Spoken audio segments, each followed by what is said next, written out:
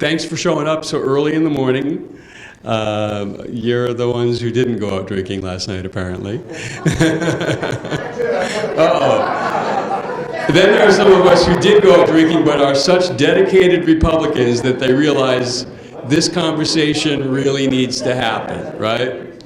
And that's why this is a grassroots organized event. I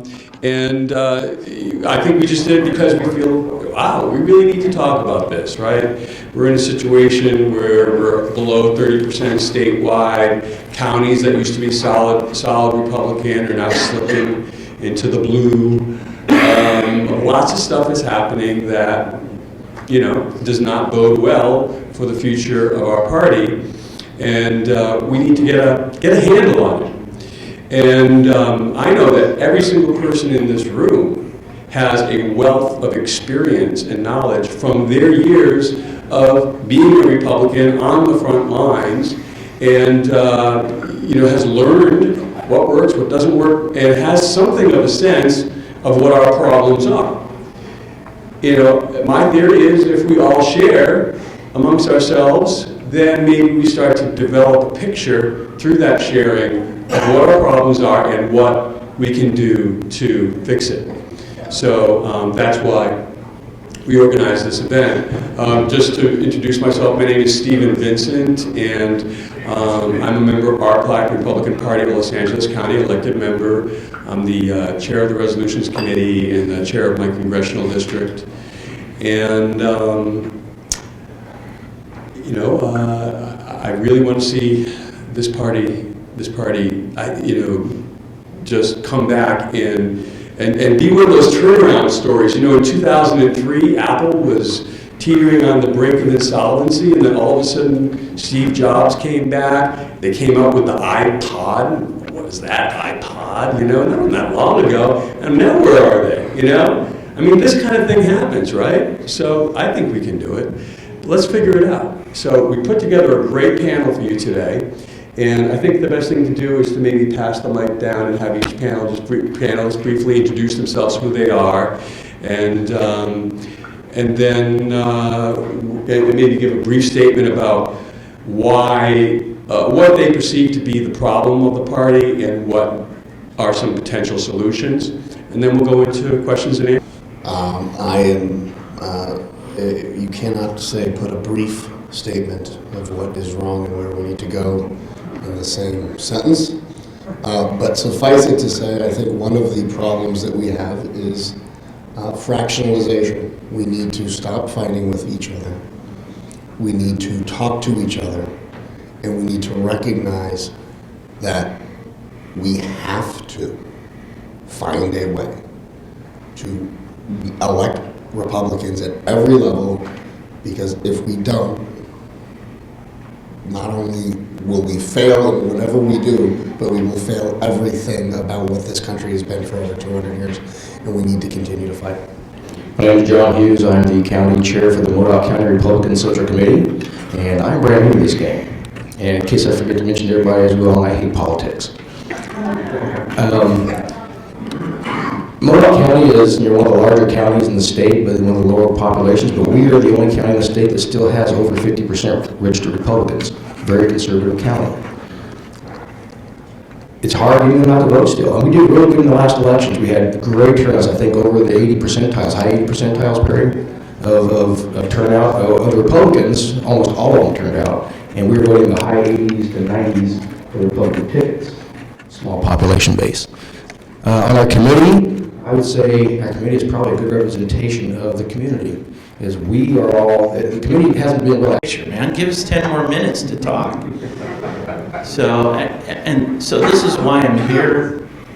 I just want to be able to try to discuss and identify problems that exist and come up with strategies to solve them. All right, thank you. Good morning, my name is Collin Kroeker. I'm the new chair of Merced County. And like you, I also have quite a few of those pictures. And I'm kind of ashamed to put some of them up in my office. So, basically, some of the problems I see in our county is we have a pretty good voter turnout, but it's not on the right side. And that's something, as a county chair, we've been trying to turn around, trying to make things work a little bit better. It's just floundering right now. The way I see from grassroots up is that we're kind of out in a lurch, if I can say that. We're kind of left behind. Everybody kind of leaves, okay, this county does this, especially Merced County. I don't know about you guys, well, Humboldt. It's kind of like we're forgotten out there on our own little island. Pretty much all of it. And we're just kind of trying to find our own way. We just need some new leadership. That's why I've been involved with the county MCRP for about 5 years now, and everything's kind of stayed the same. It just kind of keeps going and going and going, and nothing really changes. So that's kind of why I'm here. And with that, I'd like to go ahead and pass it to Sue. So my name is Sue Caro, and I'm chairman of Alameda County. Alameda County is very urban, very diverse, and a very low Republican registration. So the changing demographics of our world are in my face every single day. I think the thing that comes up often when I'm talking to people, and I have a lot of friends who are Democrats, otherwise I wouldn't have any friends, is they don't understand, including a daughter who's 23 years old and going to school in Boston, and a son who's 26 years old. They think that we are old-fashioned, out of touch, not 21st century. Even our young Republicans are most attracted to the libertarian message. So somehow, while we're fighting all the time to try to maintain some semblance of connection with our principles, we're ignoring that we have a generation gap, a demographic gap, and we haven't retooled the message. I recently pulled together a group of Republican women activists from around the Bay Area. We had 48 of us in the room after the election. Barack Obama won the women's vote by 11 points. 54% of the vote was women. Only 46% were men. Women were very committed voters. And very quietly across our society, women are making choices that are changing society. Many more are single. Many more are single at ages 40, 45, 50, 55, 60, and 65, 70, and we're not paying attention to them. We're not talking their talk in a way, and yet, and I'll just share this little bit of statistical information. 80% of women agree with 80% of women on what are the most important issues facing us. So starting with a base of 80% of women agreeing on 80% of the issues, you'd think we could come up with a message that connects the dots. So I see that we have perhaps it's a strategic problem. We're all busy all the time. This is something I've learned in other organizations. It's very easy to be busy 50 hours a week and not do anything except a list of to-dos. Strategic thinking is a much bigger task that involves a lot more process and takes time. So I'm here because we probably need to do a strategic plan. And a strategic plan cannot come down from on high from a few people on the executive committee. A strategic plan requires a third party or an outside facilitator. It requires talking to stakeholders from every different segment of the party. It has to be the donors, it has to be the legislators, it has to be the voters, it has to be the party regulars. It's a very involved process, but we're probably at that point where we really need to do this because we're all operating like little individual islands across the state. Good morning, my name is Rob Bernosky. I am chairman of the San Benito County Republican Party. San Benito County is nestled between Monterey County and Santa Clara County, bordered by Santa Cruz County and Merced County. I'm also a former candidate for state assembly, running in a very hard district, 25% Republican. And like David Miller here, that did not stop me in my fight. We are a democracy, and even though I only have 25%, I have a voice. And that is, to me, what the problem is with the Republican Party in districts such as mine, is people think, including the establishment, that, well, we don't have a voice, we're not important, therefore we shouldn't support, Republican efforts. I reject that notion entirely. I'm very glad to be up here with all of my fellow chairs here, because I believe, as I think Sue was saying, that the Republican cause cannot be won by the CRP. It's the 58 counties that need to deliver the Republican cause. And I encourage people here to embrace some of the things that we're learning here, that your candidates need to look and feel, like the population they're representing within your county. I'm a white person, and I expect to get the Hispanic vote if I should run again. I expect to enroll, only because it's understanding what our constituents want is what the most important thing is. I'll tell you, again, I told you I have a 25% district on the assembly side. In my own county, I got 42% of the vote. In the primary overall, over 4 counties, I got nearly 42% of the vote. How did that happen? Well, what I'm most known for is speaking. I was everywhere, and I spoke to 3 county Tea Party groups on a regular basis. I spoke to any other group that would talk to me, and people asked me to speak. Now, why was that? Because I gave them what they wanted, and they wanted information. I would almost start every speech out, if it was a group like this, and say, who here can tell me who their state senator is? And I will tell you, 99 times out of 100, people could not answer who their state senator was, or even who their member of the assembly was. Now, we have a Republican state senator. I understand them not knowing who our Democrat assembly member is, but dealing with what people want is very important. And also, as party chairs, and as you as part of county Republican parties, realize what's at stake here, because we can deliver any candidate you have the passion for, RS County chairs for, but you have to know who they are, you have to vet them carefully, and you have to help promote them and ignore the mass media. I'm very glad to see so many people here tonight. This morning, and I'm very glad that David Miller put this on. He is truly the underdog, but it's not daunting him, and his passion needs to be rewarded. So thank you for allowing us to do this. Well, good morning. The good thing about coming up last, and I'm Don Schweitzer from Siskiyou County. The good thing about being last is you get to listen to everybody else's idea. The bad thing is there aren't many ideas to come up with. So I'll take a little different tack. In Siskiyou County, our problem isn't electing Republicans. Our problem isn't reaching out to women.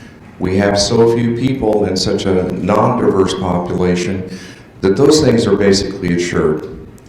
When I began my odyssey in politics 5 years ago, when the Tea Party was coalescing and I went to a national conclave, it became very clear to me in the discussions I had, there was a choice. I could ride the stationary bicycle of Tea Party politics, or I could get involved in the Republican Party. I chose to get off the stationary bicycle and become a Republican activist. The realities of becoming involved in the activism in the Republican Party are great. They've been mentioned here. I think in the last couple of days, I've had the opportunity to listen to our party leaders, and there's something that became crystal clear to me that probably hadn't coalesced before I came to this conclave. And that is, we can't wait for the leadership, whoever they are, of the California Republican Party, to move forward. It has to come from the 58 chairmen I think we have. We have very few tools to do that, however. The toolboxes that would be given to us if this was a business situation instead of a political situation don't exist. We don't have the tools to reach out to minorities in our community. We've never learned how to do that. And I would suggest to you that as we move forward, I hear and sense and feel in the last few days that we are going to get some of those things, and we have to get moving. We are suffering greatly from, I believe, a type of corporate nepotism that where we have this top-down kind of a thing where we make heroes or villains out of the people that hold office above the chairs. And there is, somebody mentioned, forgive me, I don't remember which one of the chairs it was here, we feel like we're an island. Siskiyou is separated from the rest, just like John. We're separated from the rest of the state. We have more in common with Oregon, and you've probably heard of the state of Jefferson. We have more in common with Oregon than we do with the rest of the state. And the last thing I'd like to say, our big problem in our county, the all-consuming problem, is the eco-terrorism that's taking place in the North State.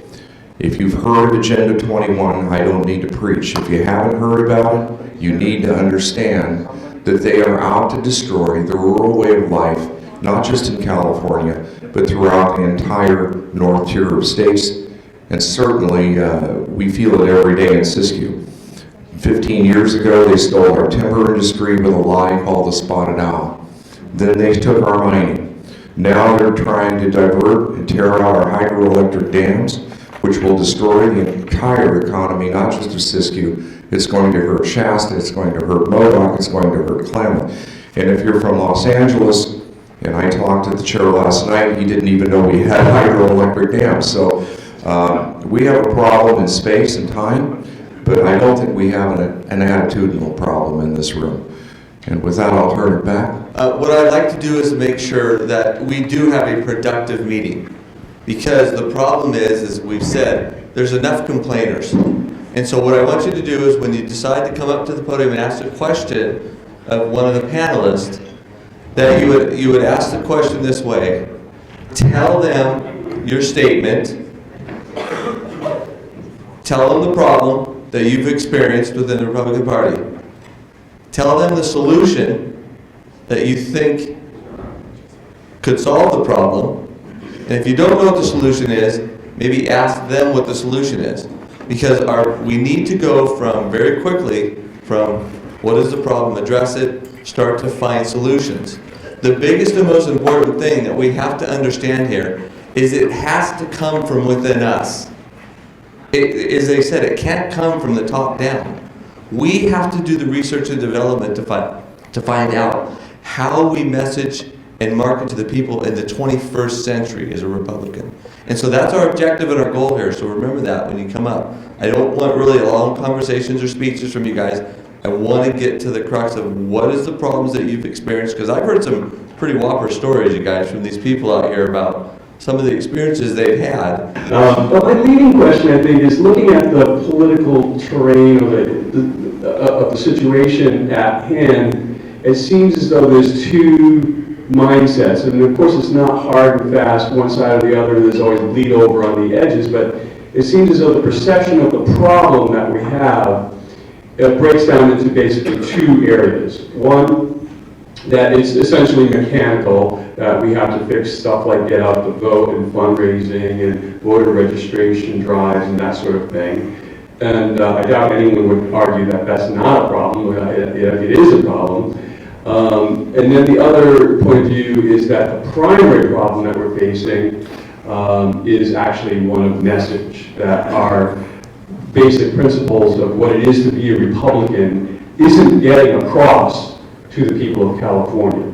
So that's just what I'm seeing. So I wonder if you could maybe respond to that. Well, real quickly, before we do that, just a little bit of procedural. I'd like probably two people to respond to each question so we don't get all of us blathering about our opinions. So a couple of people for each question.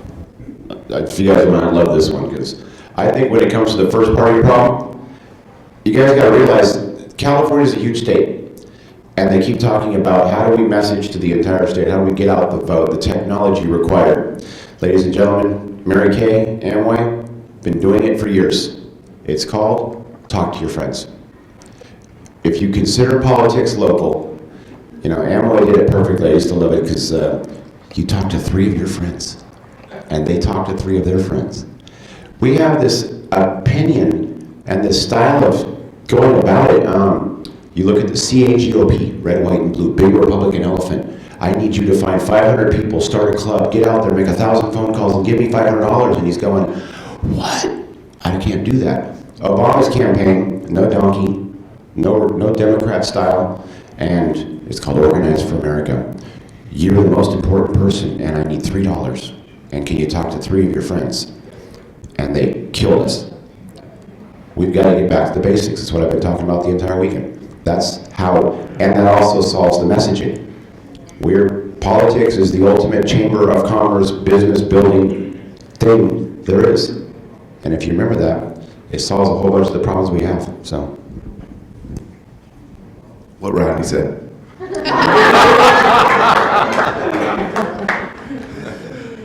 It is pretty amazing what Rodney said. We were hearing this all weekend as the materials came back from the most recent elections. We realized with very, very clear minds that this mechanism of talking to friends, the idea that you're going to use the digital part of our life to find out who the friends are on Facebook, and that amazing power that comes from that is absolute. And we are inept at tapping it. It's not that we don't understand technology, it's our leadership, and I'll put myself on that. I've been in the technology industry most of my career. We simply haven't communicated how to do that, and I expect that we're going to change that rapidly. Good. So maybe I'll be like Phil Donahue, you know, with the microphone. So over here, okay. Here you go.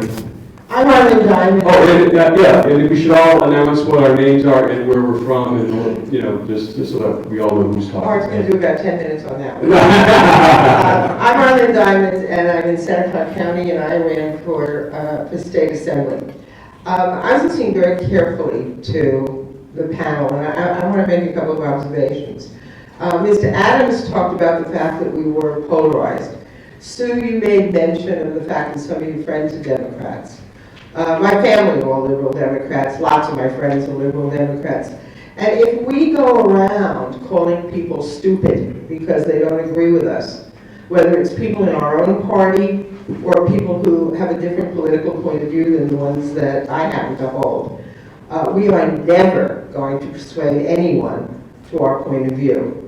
And I teach persuasion. I teach strategic planning. I teach persuasion.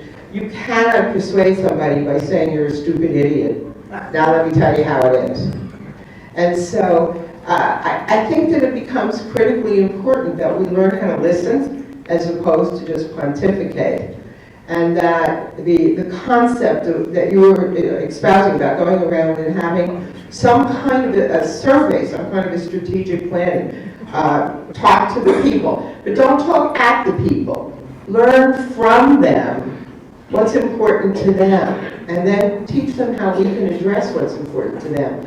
So I think that, I think you're on, to something in a little way. You've got to underline, underscore, amplify that the way to approach people is the opposite of what that speaker that was doing stupid last night was all about. That you have to respect who other people are and approach them from that point of view. So I wanted to say that. I also wanted to talk about the reaching out, to your point, reaching out to minority groups.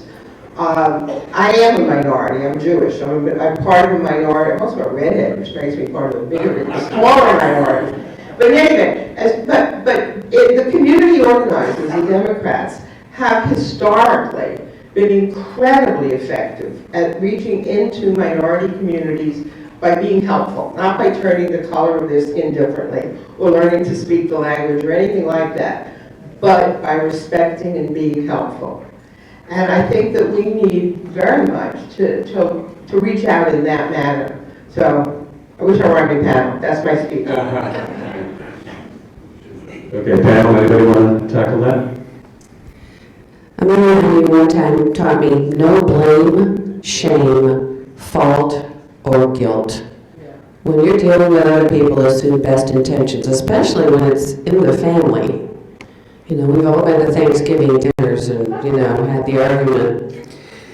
But the bottom line is we're still family, and we need to get in a boat and row together in the same direction. And, you know, one of the things the media loves to do is talk about our disagreements. So I'm a big believer in we can get in a room like this and we can hash it out, but once we leave this room, we're all Republicans. No blame, shame, fault, or guilt. Thank you, Sue. Yeah, I see one of the big problems where I'm from, Merced County, is we have a high minorities of farm workers, and actually there's a gentleman who's very strong in the Hmong movement, and they're just beating us hard. They get these little niches, and we can't find a way to get in there and actually talk to these people only because they're so close-knit. And we also have a very close-knit Sikh society. And I mean, most of them are very, very conservative, but it's just a matter of trying to get in there, getting our message across, and talking to these people. But being a close-knit society, like, you know, they stay to themselves. So that's something we have to learn to get into. And I've been trying to work on it, and it's very, very difficult. I live in a blue county. It is so blue, it's indigo, and it is a yellow dark county. And one of the things that I noticed after election after election after election is that our candidates always got 32% of the vote. And yet when I did research, I found that we had nearly 100,000 people in our county that were not registered at all. If we got a third of those, we would have been equal to the Democrats in registration. So look at the new census data. It's there. It's in Sacramento. You can find it. You can find who is not registered and eligible to be registered. And those are the ones that you can, simple phone calls. If you've got the people to do it, you make a phone call, you ask them a 3-question survey, you will know if they're Democrat leaning or Republican leaning. You go to their house and get them registered. We had this question about registration, and it's an ongoing thing that we talk about, going to fairs and booths and registering people. And you see, what I think people don't understand, we don't have a registration problem. We have a party and a brand that people don't want to belong to. We talked about the strategic planning. And the only way we become that party that people want to belong to is we do the hard work that Sue was talking about. We have to get in and tear the house down, dig the soil back up, recompact it, then pour a new foundation. I'm a developer and a builder. I understand that if you don't do the basic work first, you can build all the house you want. But let me tell you, the first quake comes, it's coming down. And we have not addressed our foundation in the Republican Party from a strategic point of view and a messaging point of view. I don't know when. I've never seen a strategic plan. I've asked a number of people, what is the mission statement of the California Republican Party? I have yet to have one person tell me what it is. Every one of the county chairs should be able to say what it is in an instant and get that message across to every person that is down into the communities and into the other districts. So, Anybody else? The CRP has an enormous, like I said before, we talk all day about our faults, but who is the CRP? You are the CRP. So you do have a mechanism to talk to and get involved in the party. We have a regional vice chair process. I reach out to all my delegates. David knows very well, you don't have to agree with me to reach me. And and I believe my colleagues on the board have the same attitude as I do. If you reach out to them, they're there to tell you information, to do what they can to help you. But people have this idea that the California Republican Party is this exalted thing that has this power and these resources to change everything. And they don't realize they are the California Republican Party. You all are it, right? We have 3 staff people right now. And 5 million Republicans, and many millions of people who should be Republicans. We need all of you to work with us, and the reason why I'm here today is because we need to do a better job communicating with you, but you all need to realize we need you. When you say somebody needs to go register more voters, if that's your issue, you're right, go do it.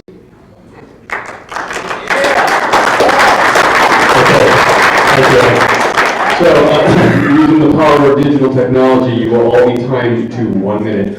Okay? You will hear a tone when your minute is up.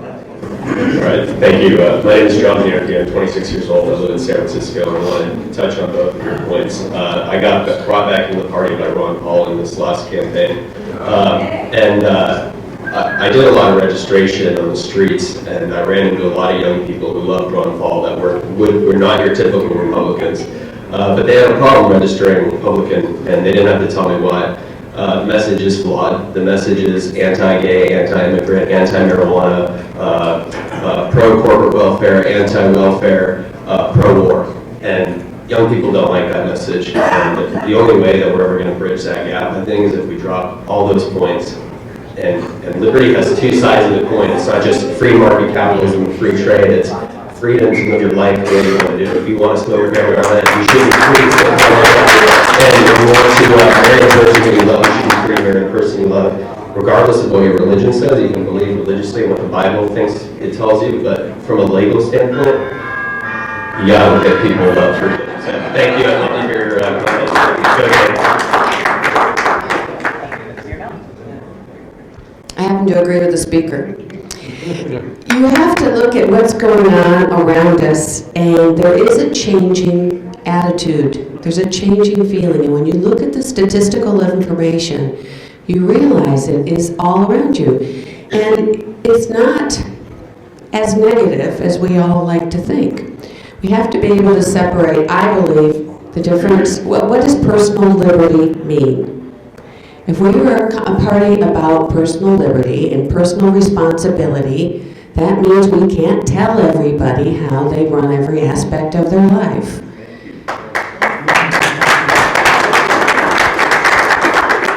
I think one of the biggest things we get back to messaging the Republican Party and who are we, what do we stand for. Originally, we were built as a party for self-reliance. You can be better than, and you can be successful. You can provide for your family. And I can have a different opinion than you, believe fundamentally Christian or otherwise different than you. I don't have to have a chip on my shoulder, and I don't have to hate you, dislike you, or want to fight you for it. We can all be Republicans because it's all about freedom, and it is about my opinion is mine. I told somebody at one meeting, my country is run on the Constitution. My home is run on the Bible. Maybe my home's different than yours. We're still Republicans.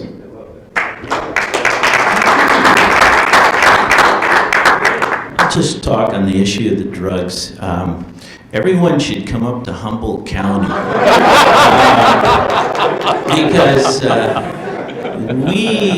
our county is really legalized drugs. Our district attorney doesn't prosecute anybody for drug charges unless they kill somebody or rob them. And if you look at our county and go out there, you get a good look at what the United States is going to be with legalized drugs. And it's not a very, very nice place. And what you're going to end up seeing is everywhere you walk, there's going to be somebody begging for money from you. And you're going to be accosted at some point in your life, probably, and maybe house robbed. And you're seeing people's lives destroyed by this stuff. People think marijuana is like smoking a cigarette or a cigar, and it isn't. It is a very powerful drug, and it destroys their brains. And I would be all for it if I didn't have to pay for the guy. But since we're a nanny state now, I don't want to pay for these people. When they destroy their lives, I don't want to pay for it. If I didn't have to pay for it, go destroy your life. I could care less. But as long as they destroy their lives, it's going to be important to me. Ms. Collin, my name's Gordon Rupp. I'm from the San Joaquin County. I want to take the voter registration and the get out the vote one level up. We all have get out the vote groups. We put our people together in precincts and we send them out there to go talk to people. But how many, except for the gentleman from Siskiyou County, can tell me what Agenda 21 is all about? How many in this room can tell me what Agenda 21 is about? How about AB 32? Yeah. CAR. Okay, you need to know this stuff when you send these people out because those minorities are business owners. They're truck drivers that are affected by CAR. They're business owners that are affected by AB 32, everything along those lines. The problem I see is when we've had these people to go out into the community, they say, hi, I'm a Republican, I'd like you to join us, and the disenfranchised voters that you mentioned, the demographics are getting higher and higher, they're smart people. And when you can say to them, do you know what AB 32 is doing to your business? The lights, the bells go off. And that's how we see it. With all due respect to the gentleman from Siskiyou County, the Tea Party is what gave you the 2020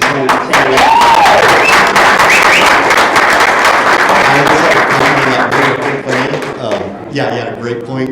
As far as taking it one notch higher, how many here has been accosted out in front of a Save Mart, Walmart, by these kids that have no idea what they're doing? All they're doing is just putting out a ballot saying, here, sign this. And I've seen people do it, and they just sign the thing. They say, oh yeah, I want to be a Democrat. This sounds great. Bam. Okay, I'll fill out the rest for you. Here's your sticker, and here's a piece of candy for the kid. So that's, like, as you mentioned, we need to inform the people that are actually going out doing the legwork what they're going for. So, thank you.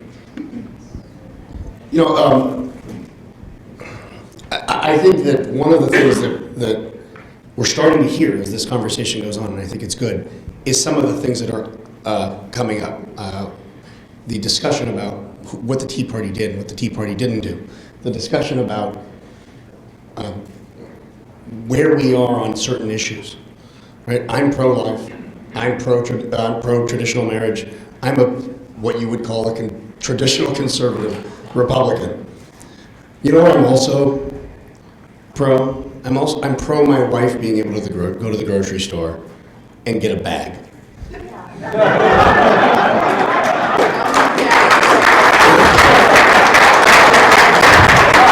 And nobody's forced an abortion on us or forced me to marry somebody that I didn't want to marry, or any of those things. But in my city, I now can't get a bag. And I don't have to agree with everybody in this room on everything, and I know I won't. I don't agree with myself all the time. So, but I do know that there are things that we can go, you know what, the Tea Party needs to be involved in the party. Right? And the Liberty Caucus or the Ron Paul people, they need to be involved in the party.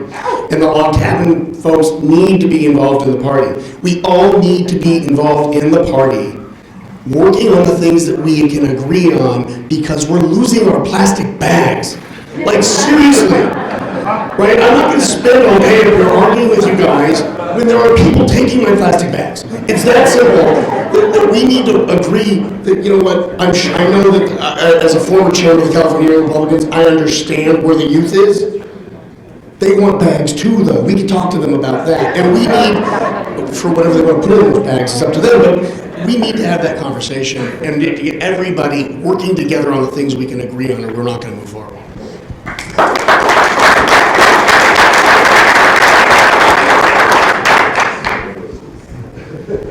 I just want to add briefly, on issues like Agenda 21, the general population is not going to understand this yet, but your elected leaders can, and everyone of the room, especially the county chair people, they can meet with their county supervisors, with their county or their city council members, and explain what Agenda 21 is and why it is important. That's where that dog will be fight. But going out in general to the public and trying to explain Agenda 21 in the soundbite, we will never win the cause that way. It's at the lawmakers level that we need to be discussing this. I'd just like to add to the gentleman, I've got 6 Tea Party members on my central committee.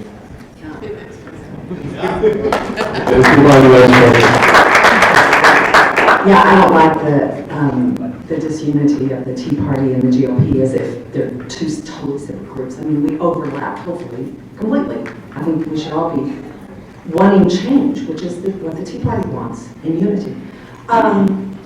My question I wrote down, so considering the lack of tools and money each county has, and I realize you mentioned the regional chairs, that's theoretically good, but for us it hasn't met our need in the least, due to the geographical separation and other things. But anyway, considering the lack of tools and money each county has, I believe that small regional groups of counties are needed to unite their resources, information, knowledge, how to talk to ethnic groups. I mean, just translating our materials didn't have to be, I mean, we were only getting translated Romney things.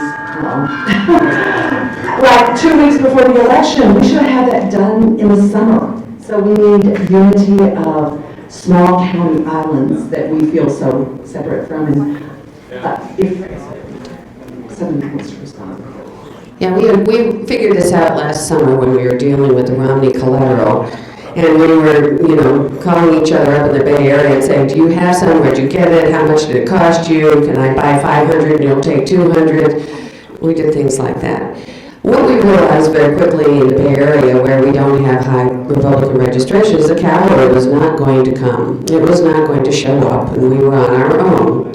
And that's a challenge, because there's a certain threshold of resource we need just to do the basics. And we're all trying to do this on our own in each place. It's not that easy. And I'm sorry, just a short, I forgot to introduce myself, San Benito County Treasurer. Our county actually did unite, but it was not nearly as efficient as it could have been. When they originally created the 8 regional chairs for the state of California, it was to divide up a liaison between the state party, and I talked about this all weekend. My job as a state vice chairman, if elected, is to be there to support you at a local central committee level, and by doing that, you automatically solve that problem, because as soon as we put the power back into the local races and the local central committees, because we don't need all these little islands, what we need is communication. And so as a vice chair, I'm talking constantly with 8 regionals, and with the 8 regionals talking with their county chairs, the county chairs are talking with their local clubs. It's a very simple process, and that's what we have to get back to. So, yeah. Real quickly, we believe in liberty, right? And freedom.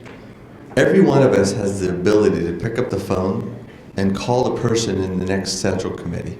Call the person in the next county. See, the connecting of the dots, we don't need anybody's permission or approval. I mean, right now, we're in the process of joining with the next AD next to us as we go through our rebranding and our strategic plan in our assembly district. We have to take it upon ourselves. When I decided to run, I picked up the phone and I tried to contact every single chair in every single county. Because we need to connect with one another. We don't need somebody to tell us that it's okay. So start doing it, and that's how we ended up here, is we just started connecting with people. So.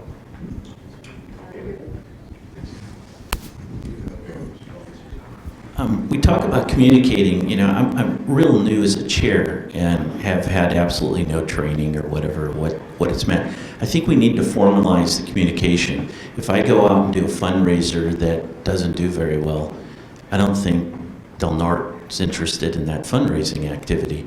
But if we had something that was very successful, if we had parameters and we documented what we did, what we had, I'm sure the other chairmen would love to see it, the other central committees would love to see what was successful by us, and just start a best practices that's more formalized between the chairmen.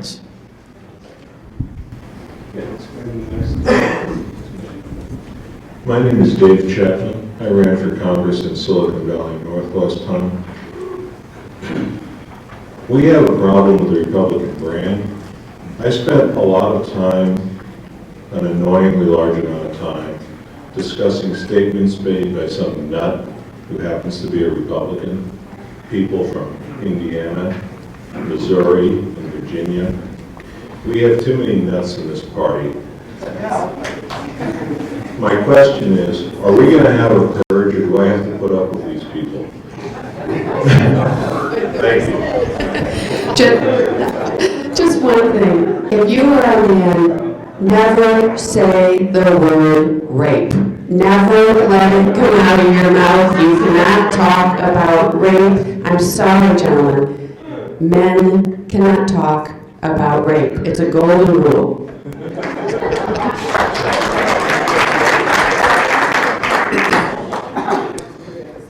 You know what, that question, I think, is a very appropriate question at the California Republican Party, because it says something about what we can actually accomplish and what we can do, right?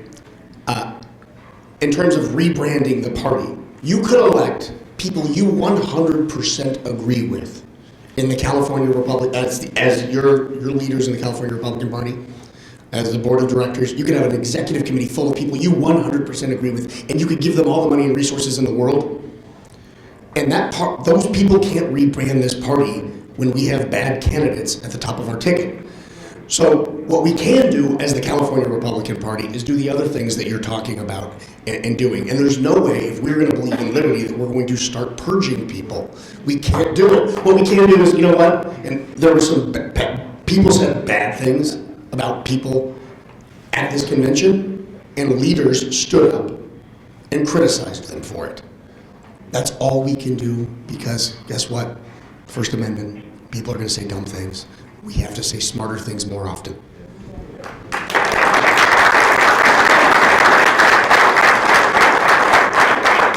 I would say, we do have people that do dumb things in the Republican Party, but I think the Democrats got a lot more than we do.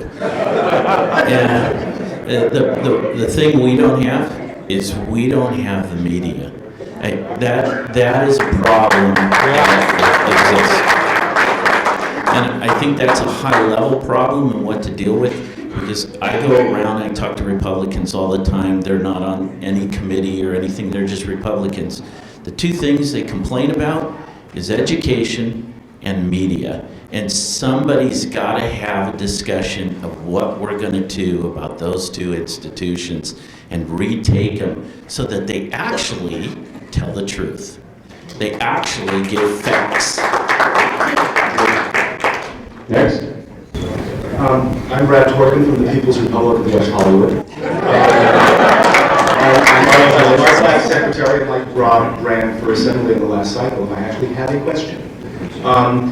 In response to the lament about not being able to break into minority communities, how often do you, whether it's Hmong or Vietnamese or LGBT or Latino or African American, show up at their events? Not to proselytize, not to be a Republican activist, but just to participate as a member of the community. Yeah, like I was telling you, that's one of our problems, and to be honest, I never have. Quite honest. I need to know who these groups are, and I've only been a chair for 1 year, and I'm in my second year, and I'm still putting together a list of where to go to show up, if you know what I'm saying. We didn't have a very good list of all the different organizations. And it should be your executive board, it shouldn't just be you. On the flip side, voter registration tables. It can get you in anywhere. I keep talking with college Republicans, young Republicans. You can they don't let us in because we're Republican. Don't tell them you're Republican. I want to put a voter registration table in your event. May I have a table, please? You're in. It is legal to hand out. If I start the conversation off with, are you registered to vote? And keep doing it. Fairs, street fairs, events. You want to get into the community? Help them. The Democrats go out and they do stuff like, let me help you become a natural citizen. And then when they become natural citizens, you go to those events, the Republicans show up and go, you need to register Republican. And they go, what? And you go, here's our packet. And the Democrats hand you a packet. And the Democrats did you know that now you're a citizen, you can get a house, you can get a car, you can have a bank account, you can go to put your kids in school. And the Republicans hand what they as a screenshot of our website. and you wonder why you can't get into communities?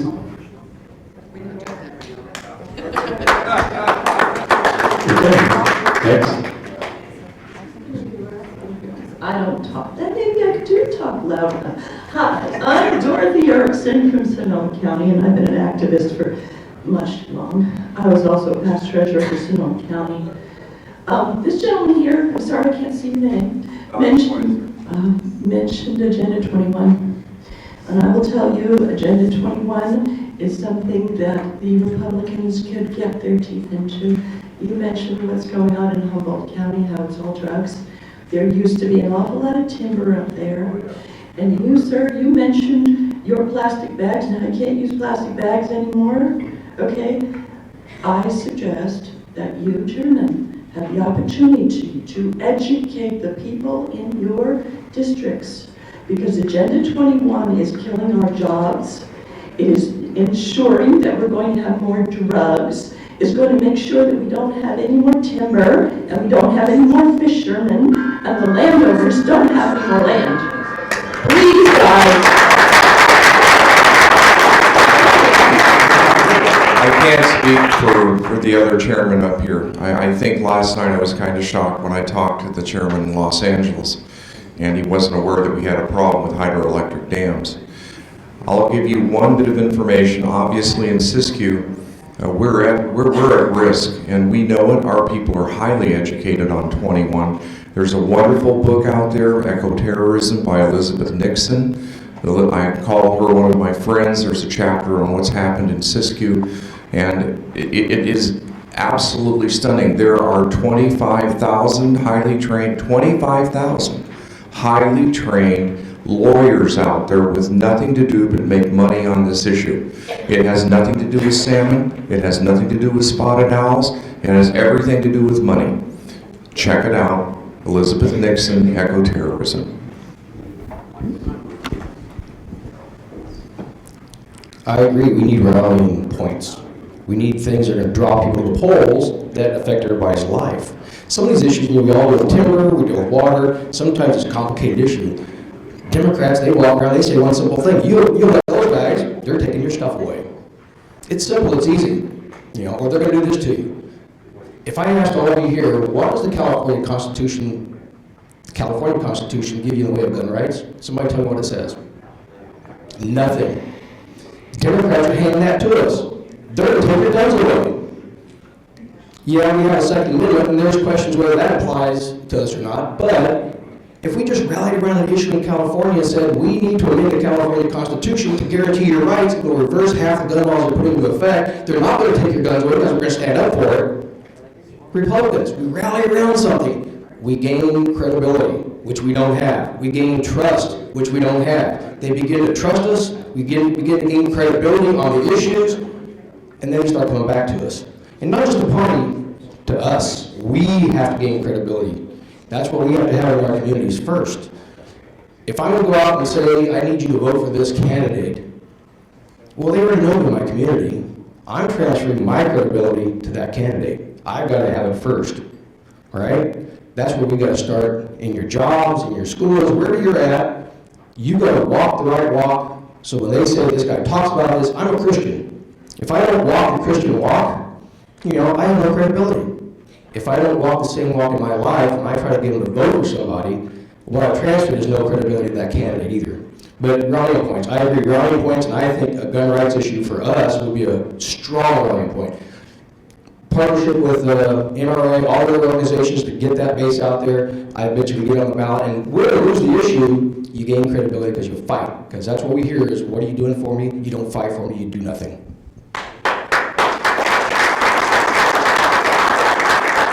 Good morning. My name is Alan Wilson. I am from Los Angeles County in the eastern part of the county and Diamond Bar, the 51st Assembly District. Two things, perception and message. I talk to a lot of Democrats that are climate safe. I'm hearing and hearing. I'm proud of my middle class roots. I got a public education, and I'm a Republican. That's the thing we need to convey in humility and talking to people at their level. Bread and butter issues mean very important to them. They don't like taxes. They don't like feed. I have a Republican city council 5-0 that raised feed across the board at planning, construction, and so forth. I screamed at them. I said, what are you doing? I had to go to the community and convey a message that people thought, feed, yeah, it is taxes, but we forget the message of bread and butter and humility and middle class value. President Richard Nixon came from middle class in Whittier, and he was not ashamed coming from middle class. My concern is perception and reality and how we convey that message, and I think we could pick up on that. Thank you.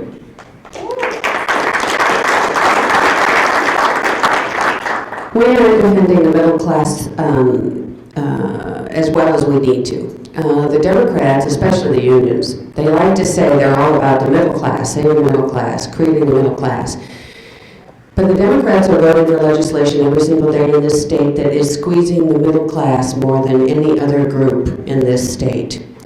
And when we look at the outmigration of families from the state to other places, they are middle-aged, middle-class families. It is not the wealthy elite in Silicon Valley or Hollywood that are making the movies.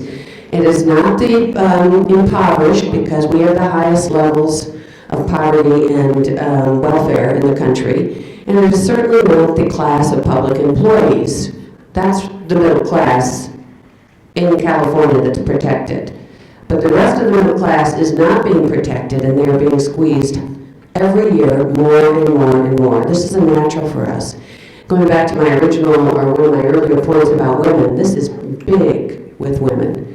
Protecting the middle class is very important. And most people are in the middle class. It should be a no-brainer about putting together a message for the Republican Party on this. They give us the message. We don't actually use it.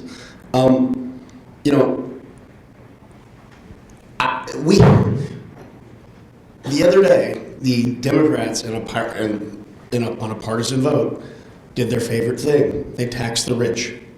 And by rich, I mean anybody who owns a car. Yeah. Right? They just raised gas taxes on everybody. Right? We need to, if you don't leave here and tell 10 people next week that the Democrat machine just raised gas taxes and your drive to work this week was more expensive because of the Democrats. Right? Your drive to drop your kids off at school was more expensive because of the Democrats. We need to focus in on those issues because, yeah, you know what? They did raise, Prop 30 raised the highest level income tax on the richest Californians. It also raised the sales tax on everybody who ever goes out and buys anything. And we need to focus on that issue and stop letting them beat us at the class warfare issue.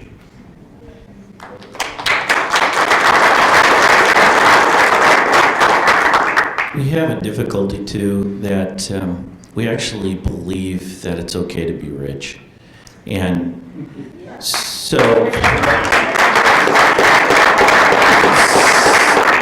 the Democrats use that against us, but really supporting the rich or not taxing them to death actually improves the middle class. And the Democrats just don't understand that, but it's a difficult message to get across without saying that you're partisan for the rich.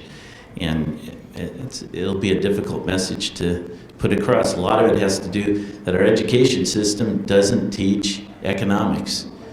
So it goes back to our education and media. Let's go ahead to the next question. I'm going to have to bump this down to 45 seconds for the panelists or for the... Oh, wait a minute, I don't do seconds. Actually, I'll talk fast. My name is Stephen Smith. I'm the first vice chairman, new of Los Angeles County Republican Party. I'm a congressional candidate last 2 terms. Downtown Los Angeles, I ran against the comrade Javier Becerra. Adam, you should inform the people that you are part of the People's Republic of Santa Monica. It's been a separate state for years. Congratulations. We face many, many problems. In Los Angeles, where I run, it's not just an issue of the kind of messaging you're talking about. We're already hated. I've talked to people and they agree and they agree and they say, what party are you? They say, oh, he's a Republican. At that moment, I'm immediately rejected. I was in a party, 200 Filipinos. A person turned over to me and talked to me after I'd been talking to people. I sang karaoke. Gee whiz, you're old, you're white, you're a Republican. How come you're not a racist? We start off with this chip on the shoulder that we have to overcome. No matter how well we're organized, no matter how good our hearts are, we have to overcome it. As Ben Shapiro said, we've lost institutionally. I propose, first of all, let's get vouchers in the education so at least we can get that.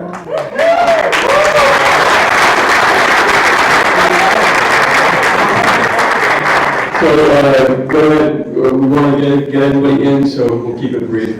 So, what this has to do with the future of the Republican Party, is there any Republican down in your area that's doing any good?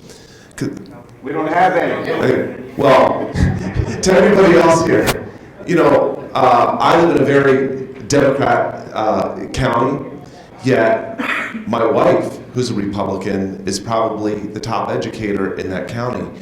She is the superintendent of a rural school district. She has 5 Republicans on that school board. This is what I'm going to build on. We just elected a Republican mayor, Ignacio Velasquez. We just elected, re-elected another city council member who's a Republican. We now have 3 on that. We as a group are going to build on that. I as a county chair am going to reach out to my county. I have this portfolio of candidates that are doing really good things. I'm going to ignore the messages that you're hearing, and I'm going to build on the good that they're doing. That's what we're about. We have to do whatever it takes to move that needle. As a county chairperson, there's only about 3 measurements. Will I get voter registration up? Will I get more Republicans in office? And more importantly, will I vet the candidates so that they don't do the Todd Aiken thing, or we have a high chance that they won't? Because I can't control who the candidates are, but I can control who we endorse. And actually, I want to say when I first met him in LA, I went down there running for vice chair and ran down there for a couple of meetings and saw him, I think, in the morning. And then later, totally opposite side of LA, I see him again. And then that night, live radio, TV show, and where were we at? Van Nuys. And I see him again, and the room's full of Tea Party people, but he's everywhere. This is how you run a central committee. With being a first vice chair, I met him and I had no idea who he was, and kept seeing him all over town. And I was in LA for 1 day. So, you know, that speaks volumes. So about being active. Adam, maybe you can. If we break at 10, is that? We have to be voting at 10. Voting at 10? Voting starts at 10. Yeah, we have to actually get over to that side. Okay, so we break at 9:45. That gives us enough time to get over there, and then we'll be fine. Okay. So we got 15 minutes left. So go. Roland Bueller with the Madison Coalition. We're working on an idea that Ed Meese originally proposed when he was Reagan's Attorney General, to give 2/3 of the states the power to force Congress to propose a balanced budget amendment. My question is, I just attended the Republican National Committee meeting in Charlotte, North Carolina, and I heard a lot of people say Washington is dysfunctional, but I didn't hear anybody say take power out of Washington. And my question to you is, shouldn't that take power out of Washington be a theme that we talk about, because it unites libertarians, social conservatives, fiscal conservatives all together? So what do you think? Should we be talking about taking power out of Washington or not?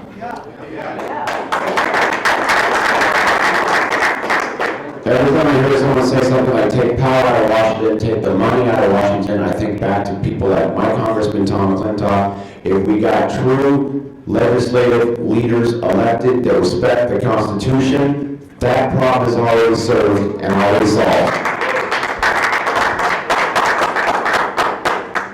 I think Republicans like process, we like rules, we like organization, we tend to want to work within that. I know we've got a lot of trying to figure things out kind of things going on, so I guess where I'm going with this is we have a constitution, we have representatives that we elect, we keep going back and doing the same thing we think we're supposed to do. I'm not sure I'm not sure if we take power out of Washington, what we're replacing it with, or what this leads to.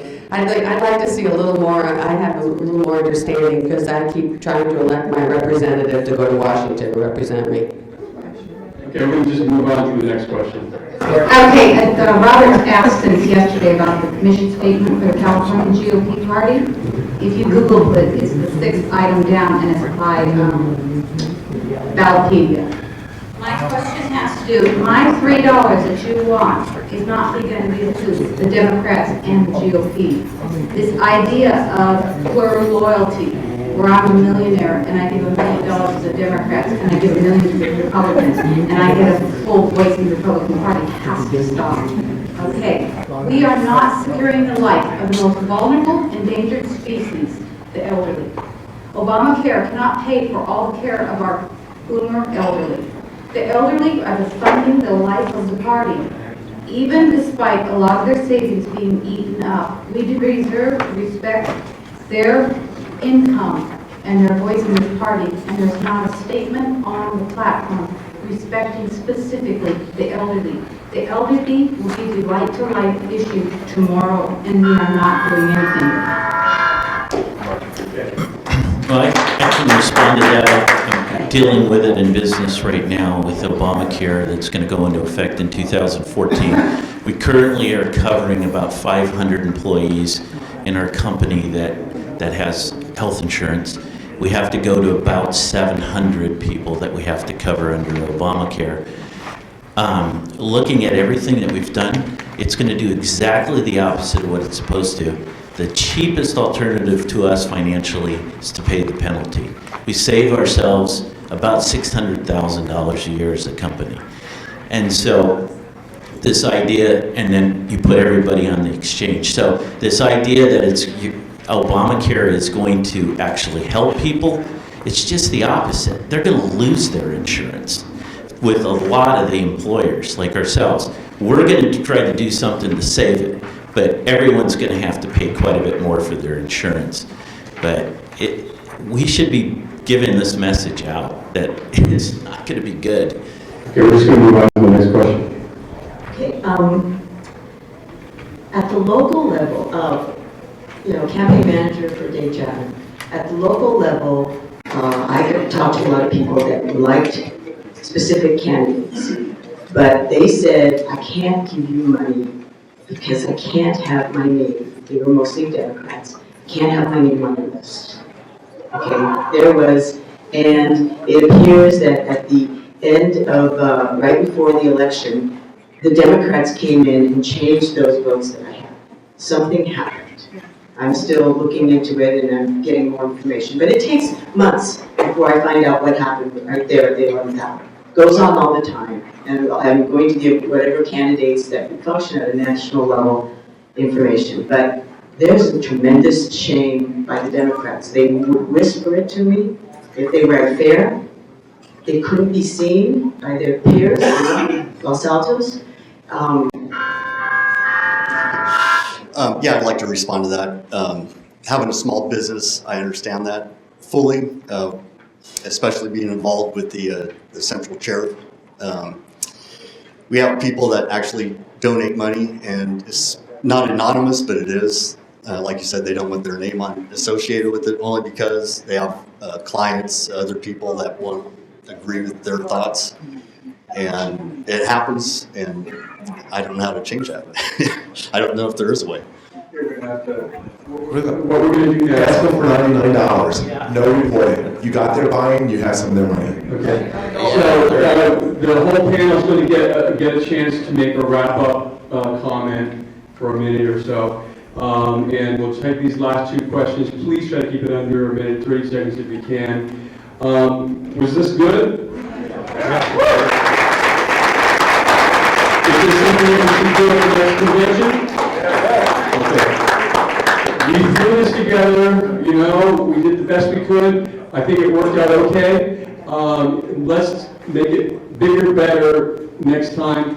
The organizers did pay cash out of their own pockets to make this happen. Okay, and Mary Mark is standing by the door with a basket. If you could drop a few ducats in the bucket to help us out, it'd be nice. Okay? And then we will do it bigger and better next time with your help and assistance, right? Okay, thanks. Well, this has been great. Well, it's so many really good points and suggestions and all to us. I see that you're recording this back here. And are you going to is anyone going to summarize this for us and get back to us? Because we're going to get home, we're going to forget 90% of what was said. Okay. We shouldn't forget this. Second point is that we need to have a way of effectively communicating from the central committees back to our GOP chairman and leadership. We ought to have something like a web blog that's private, so we can communicate in a secure environment, and yet get these on an ongoing discussion. This is being recorded, and it's going to be a private video. It will be sent to all the county chairs, so that if they want to share it with their people, then they can do it. We do want to keep it. It's our private discussion. We don't want it public. Gordon, I think summarizing this entire discussion we've had today boils down to one thing. 18 years being a volunteer in the group and being out there, hopefully, God, help. I'm elected vice chairman today. My cell phone number is on my website. I will give you my business card. We don't need private blogs. We don't need internal communication. Pick up the phone and feel free to give me a call, no matter where you live in the state of California. Committee chairs in their meeting yesterday talked about an internal kind of a listserv and a cloud repository of best practices and things that we've learned that we can share with each other. So we are talking about getting better organized about those kinds of things. You sure let us all know too. Okay. I'd make one suggestion as my wrap-up. I think this could have been more productive. I realize it was put together, and I really appreciate what you've done. If we could have done this at the beginning, we would have had a discussion carrying throughout the convention.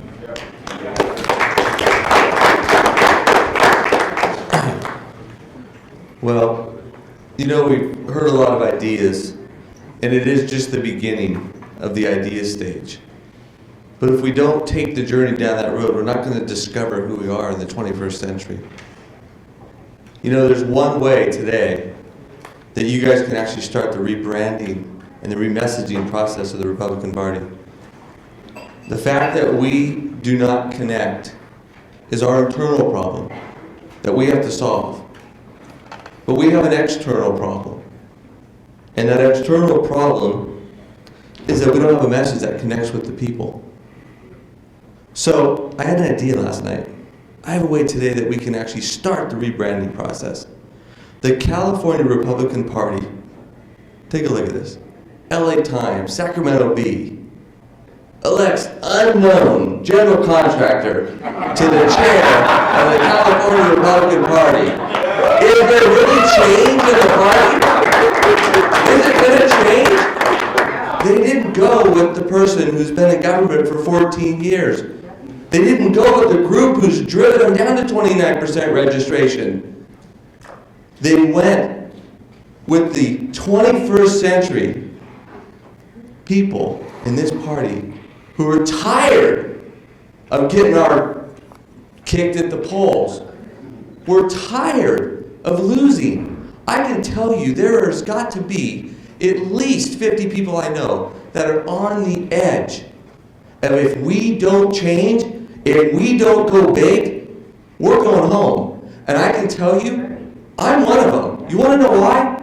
My wife and kids are back at home. I have spent thousands and thousands of dollars in time in the last 5 years trying to save my country for my kids. Can't be done here, I will find somewhere else that it can be done. So, if you guys want to be part of change, you guys have to be part of change. This is not going to happen with these people up here alone. Yeah, we're the leaders, and we need to take on that responsibility of leadership. And I'm going to tell you one story, and I don't have a lot of time. Yesterday I was talking, or 2 days ago, I was talking to my county chair. And I said, what are we doing about the fundraising? He says, well, we asked everybody to put in $10, and nobody's done it. I said, I'll tell you what, the next meeting, I'll stand at the door. I've got a little card, you can swipe it, it's on the top of my iPad. And I'm going to stand there and I'm going to say, you guys sign up for your recurring $10. So then we had a conversation. I said, talk to the county chair. I says, has everybody on the board of the county done their $10 a month recurring? Not right now. You know what the answer was? No. And you know what he said to me? Have you done your $10? And I said, no, I haven't. So you know what I did? I went on the computer and I signed up my $10 and I sent it in. And I sent him an email. I've done mine.